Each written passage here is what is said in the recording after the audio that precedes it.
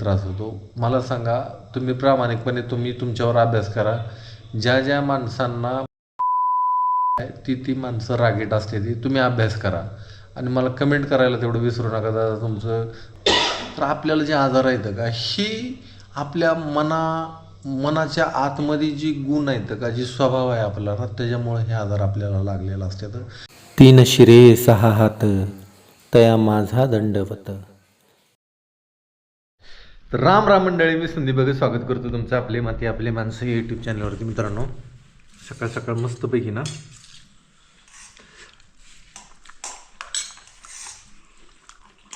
काय म्हणायचं झालं, फोडणीची शाळा तुम्हाला सांगतो एवढा एक नंबर झालाय, इतका एक नंबर झालाय की नावच करणार. लय भारी झालंय. याच्यात काय काय टाकले काय माहिती ना.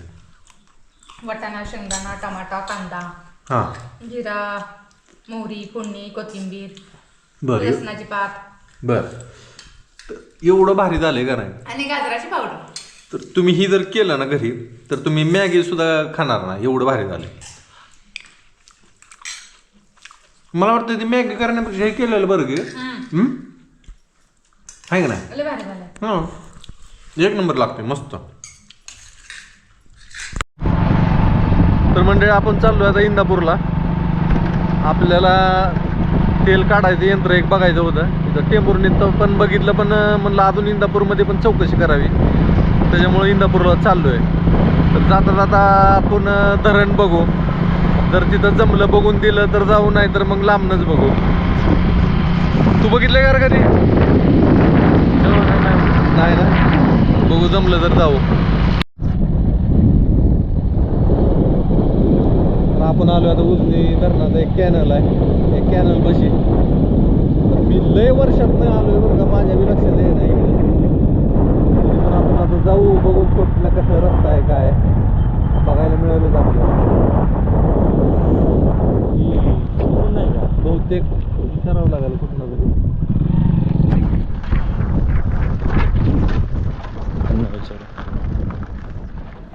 हे उजनी धरण बघायचं म्हणल्यावर कुणीकडे जावं लागेल. हिंदी आता आहे. अरे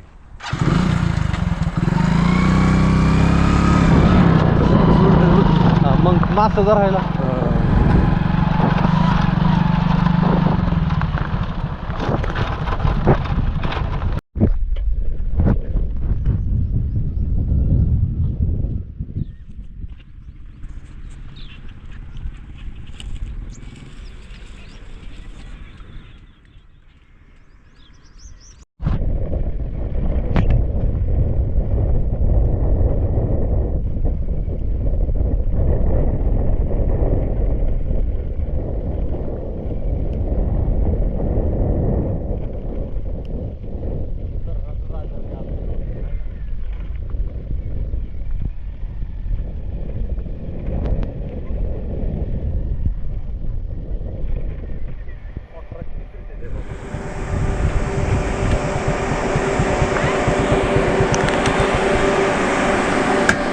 लांब लांब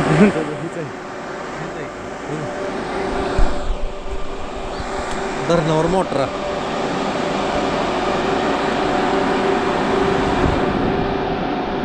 हे धरण आहे, हे दिसतंय.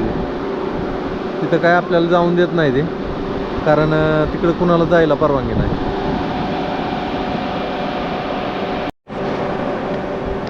हे अशा पद्धतीनं ती आहे.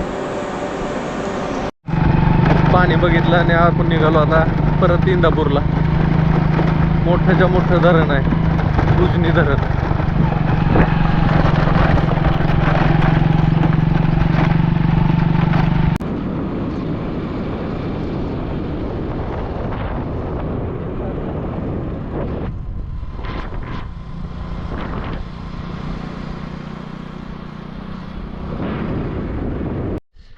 तर मंडळी, आपण इंदापूरला जाऊन आलो, पण इंदापूरमध्ये आपल्याला कुठं सुद्धा ते भेटलं नाही.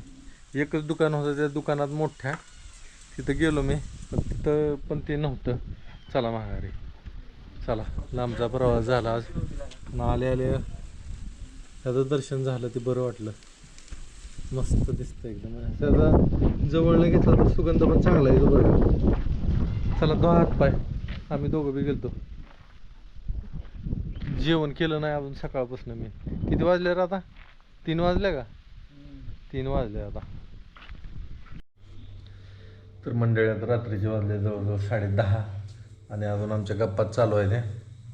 आणि कमेंट वाचायला घेतलेत मी जरा. कमेंट पण आपल्याला चांगले आले ते. तर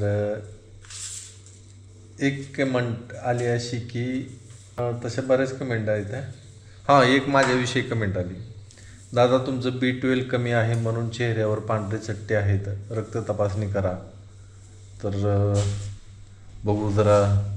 मी रक्त तपासून खऱ्यानेच घेतो. माझ्या मांडीवर इथं मणी बसली. इथं माझी आवडती अशी मणी. नामा माझ्यापाशी नाही आता सध्याला. आता एक जणांनी कमेंट केली त्यांना पण प्राण्यांविषयी प्रेम आहे जरा. आमच्या घरी एक पोपट होता, तो चहा पित असे. आम्ही चमच्याने त्याला चहा पाजत असो. तर हे चांगलं आहे बरं का. प्राण्यांवर जीव लावणं ही कसं असतं, थोडंसं माणसांच्या मनामध्ये प्रेम असतं. प्राण्यांवर प्रेम करणं गरजेचं आहे. आपल्याशिवाय त्यांना कोणीच नाही. कारण की मानवाने काय केलं, मानवाने पहिलं प्राण्यांना पाळीव बनवलं. जसं की गाई, मांजर, कुत्रा ह्यांना पाळीव बनवलं.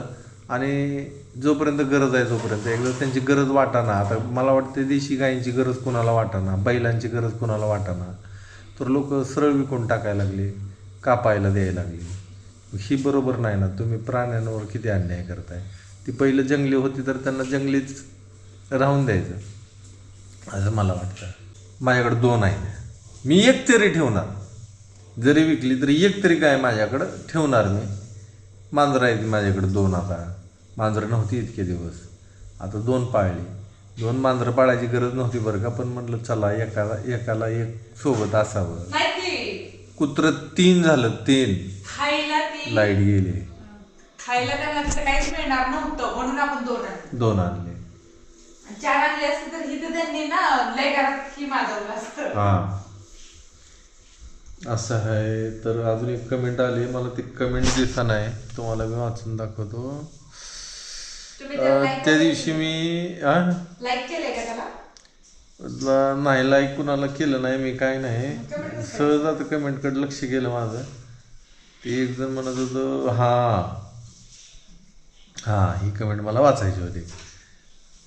कमेंट अशी आहे की दादा तुमचे हे प्रवचन ऐकण्यासाठी मी तुमचे व्हिडिओ पाहत असते. खूप खूप छान वाटते ऐकायला. सांगत जा दादा. आणि जी माहिती सांगत असतात तीही खूप छान वाटते ऐकायला.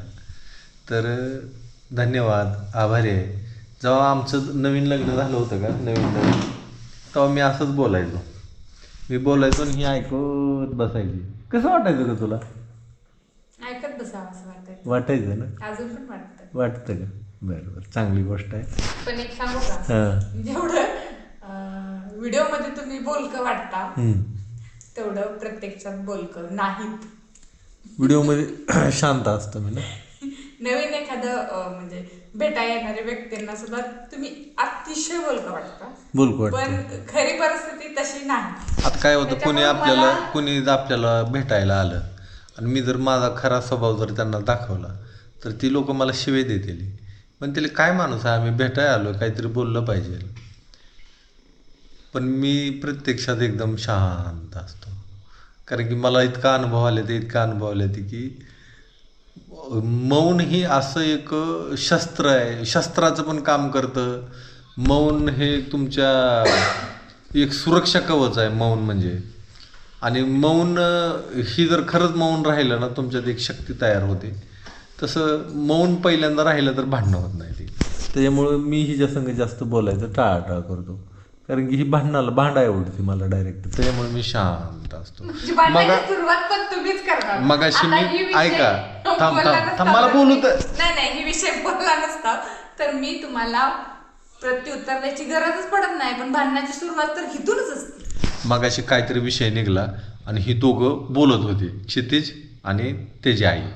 ती दोघं एकमेकांच्या विरोधात बोलत होती आणि बोलताना मला सांगत होती दादा असं करते ही. आणि ही पण म्हणायची ती असं असं करतोय, ही असंच, म्हणजे हे दोघांचं चालू होतं. मी शांत, मला माहित आहे मी जर मध्ये बोललो तर लय मोठा स्फोट होईल. गप्प बसलो बसलो बसलो आणि काय बी बोललो असेल किंवा नसेल किंवा एक शब्द बोललो जज जज जज ही माझ्यावर वैतागली तरी मला वाटलंच होतं. मी त्याला म्हणून दावलं, म्हणलं हे असं आहे, म्हणलं मी एक शब्द जरी बोललो तरी पण मी शांत असतो. शांत राहिलेलं चांगलं असतं. तर तब्येतीत पण तर तिच्या बदल झाला. पहिली तिची तब्येत एकदम किरकोळ होती, म्हणजे जी पहिल्यापासून व्हिडिओ बघतात का त्यांना माहीत असेल, पहिली तिची तब्येत अशी एकदम अशी होती. मी तिला म्हणायचो, अगं तुझं रक्त जळतंय, म्हणलं तू मनात जे विचार करते का त्याने तुझं रक्त जळतंय. आणि तिला मी तिच्यावर हे ऐक की, मला बोलायला लावलं तर मग सगळं उघडं पडाल. शांत बसा. मी तुझ्यावर हिप्नोटाईजचा प्रयोग केला, मी सांगतोय त्यांना काय, शांतच बसा, पुढचा विचार लय करू नका. हा मी नाहीतर मग भडका झाला. आता ही बॅटरी पण आपली चार्जिंग उतरायला लागली आणि आता हिने सांगितलेलं आहे की भडका होईल. तर भडका व्हायच्या आधी आपण आपलं शांत बसावं असं मला वाटते मित्रांनो. तर शांत राहिल्यावर काय होतं बरं का, माणसाने आपला स्वतःचा अहंकार सगळा सोडून दिला पाहिजे. मला सुद्धा लय अहंकार होता.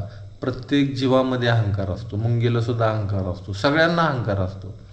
पण ही आपण आपल्या मनाला ना थोडं बदलायला पाहिजे, कारण की ह्याच्यामुळंच आपल्याला लय त्रास होतो. मला सांगा, तुम्ही प्रामाणिकपणे तुम्ही तुमच्यावर अभ्यास करा.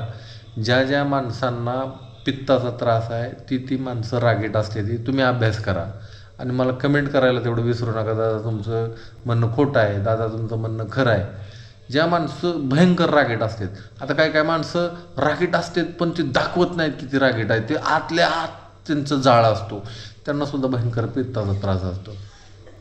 तर आपल्याला जे आजार आहेत का, ही आपल्या मनाच्या आतमध्ये जी गुण आहेत का, जी स्वभाव आहे आपला ना, त्याच्यामुळे हे आजार आपल्याला लागलेलं असतात. ही आजार दुसरं तिसरं कुठून आलेलं नसतं, हे आपल्याच मनात लपवून बसलेलं असतं आणि जन्मोजन्मी आपली साथ सोडत नाहीत. त्याच्यामुळं आपल्याला ह्या आजारातनं मुक्त जर व्हायचं असेल तर आपलं स्वभाव बदलायला शिका. तर मंडळी, आजचा व्हिडिओ आपण इथंच थांबू, कारण की कॅमेऱ्याची चार्जिंग संपत आलेली आहे आणि आता लवकरच स्विच ऑफ होईल.